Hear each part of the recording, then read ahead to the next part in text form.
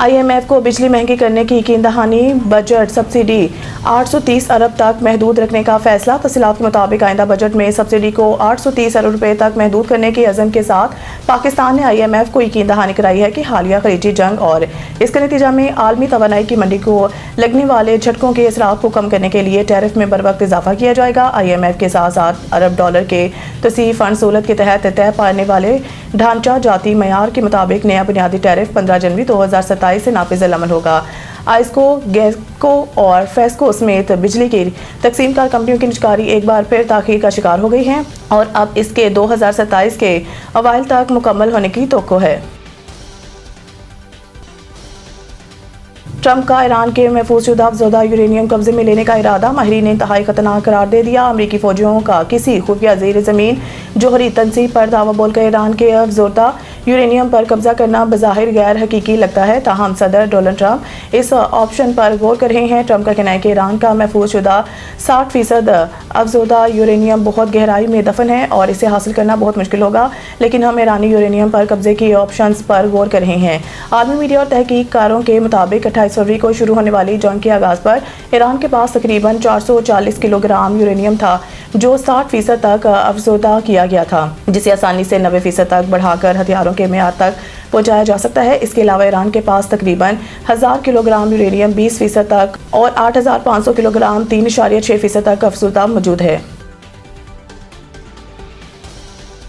America Iran सालसी दफ्तर खारजा के social media पर सरगर्म खबरों की तरदीद। तर्जुमान दफ्तर खारजा ने मीडिया के सवालात का जवाब देते हुए कहा कि मुख्तलिफ ज़राए ख़ुसूसन सोशल मीडिया पर ऐसी रिपोर्ट सामने आई हैं जिनमें पाकिस्तान की जानिब से अमन मुज़ाकरात के फ़रोग़ के लिए मुबैना इक़दाम को सरकारी ज़राए से मनसूब किया गया है, ताहम ये दावे हकीकत पर मबनी नहीं। उन्होंने वाज़ेह किया कि सरकारी ज़राए से मनसूब तमाम ऐसे बयानात गलत हैं जो वज़ारत खारजा की जानिब से इस नौइयत की कोई मालूमात जारी नहीं की गई है। तर्जुमान ताहिर अंद्रावी ने इस बात पर भी तशवीश का इज़हार किया है कि जुमा को वज़ारत खारजा में होने वाले ब्रीफिंग को गलत अंदाज में पेश किया गया है, जिसमें ऐसे मामलात को शामिल किया गया है जिन पर ना बात हुई और ना ही कोई इशारा दिया गया है। खित्ते में बढ़ती हुई हिसास सूरत हाल के पेश नज़र जिम्मेदाराना सहाफ़त और मोहतात सफारतकारी की अशद ज़रूरत है। पीपल्स पार्टी के बानी जुल्फ़िकार अली भुट्टो की 47वीं बरसी। पाकिस्तान पीपल्स पार्टी के बानी चेयरमैन और साबिक़ वज़ीर आज़म जुल्फ़िकार अली भुट्टो की 47वीं बरसी आज मनाई जा रही है। जुल्फ़िकार अली भुट्टो को 47 साल पहले कत्ल के एक मुकदमा में आज ही के दिन रावलपिंडी में फांसी दी गई थी। सुप्रीम कोर्ट मार्च 2024 में फैसला दे चुकी है।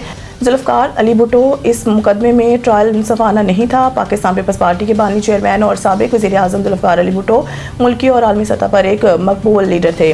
सदर मुमलिकत आसिफ ज़रदारी ने कहा है कि शहीद जुल्फ़िकार अली भुट्टो पाकिस्तान की सियासी तारीख में मरकज़ी मुकाम रखते हैं। 1971 के बाद मुश्किल दौर में इनकी क़यादत ने कौमी एतमाद को बहाल करने में मदद दी। सिर्फ आसिफ ज़रदारी ने 1973 के आइन के मंजूरी को इस दौर की सबसे पायदार कामयाबियों में से एक करार दिया है और कहा है कि इनकी हुकूमत ने ऐसी पॉलिसियों और इदारों की बुनियाद रखी है जिन्होंने स्ट्रेटेजिक सिम को शक्ल दी। कराची किंग्स में डेविड वार्नर से बहुत कुछ सीखने का मौका मिल रहा है। सलमान अली आगा, उन्होंने कहा है कि बतौर कप्तान खेलते हुए जो इजाफी जिम्मेदारी होती है वो PSL में नहीं है। ऐसे में आपको बहुत कुछ ऐसा करने का मौका मिलता है जो कप्तान की हैसियत से नहीं कर पाते।